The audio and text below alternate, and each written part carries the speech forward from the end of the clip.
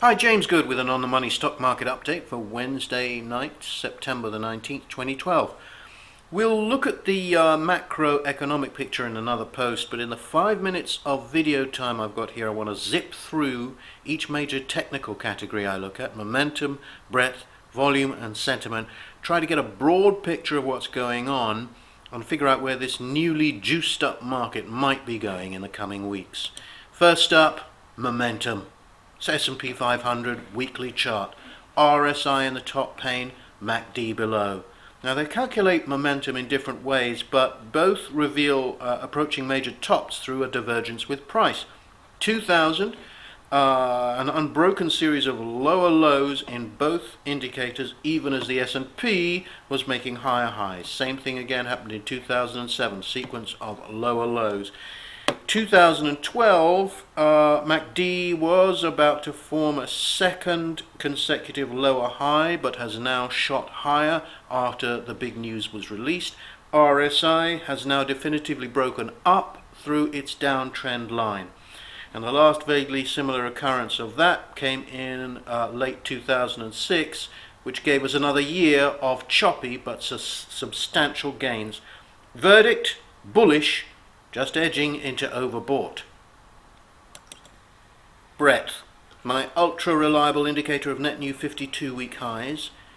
Bang, we had a buying climax last week for the first time since February, when it successfully warned of the sell-off to come.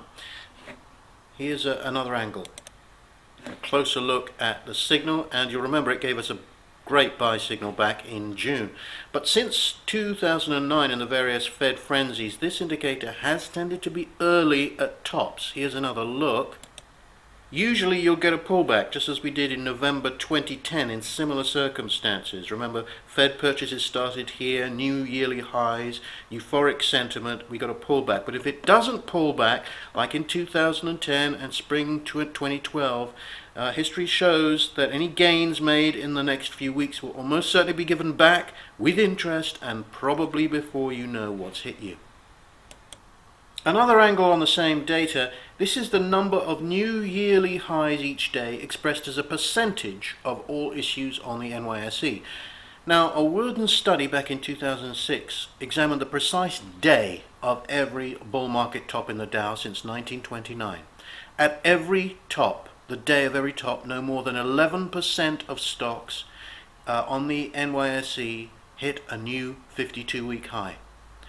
No more than 11%. This was October 2007, which hit just over 10%. The historical average is just 6%. That's how internally weak the market becomes at tops. At Friday's bull market high, 30% of all NYSE issues hit a yearly high. Verdict: short-term correction likely, long-term top very unlikely. Volume, the ratio of New York Stock Exchange up volume to down volume, weekly back to 1998. Now I find the raw long-term data rather unhelpful, but if instead you look at the volatility of that same data, it turns out to be quite revealing, because what it shows is when buying and selling volume is coming back into equilibrium after a long uptrend. Here you look in 2000, when buyers were finally running out of ammo. Volatility dropped to 1.5 standard deviations below its 200-day average. Buy and sell volume was coming back into balance. It's a kind of calm before the storm effect. Same thing happened here in 2007 and in 2011.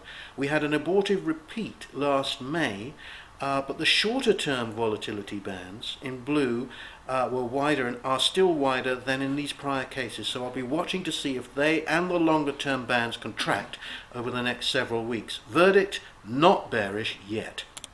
Sentiment, total put call ratio is now behaving just as it did during QE2 and twist, with extremes like the current one producing nothing but a pause in the rally. However, smart money gauges, the OEX put call and insider selling ratios, are also at extremes. Verdict: bearish, but not yet extreme enough to indicate a major top. So, all in all, the technicals don't indicate a bull market top, but I am looking for a pullback as soon as momentum abates.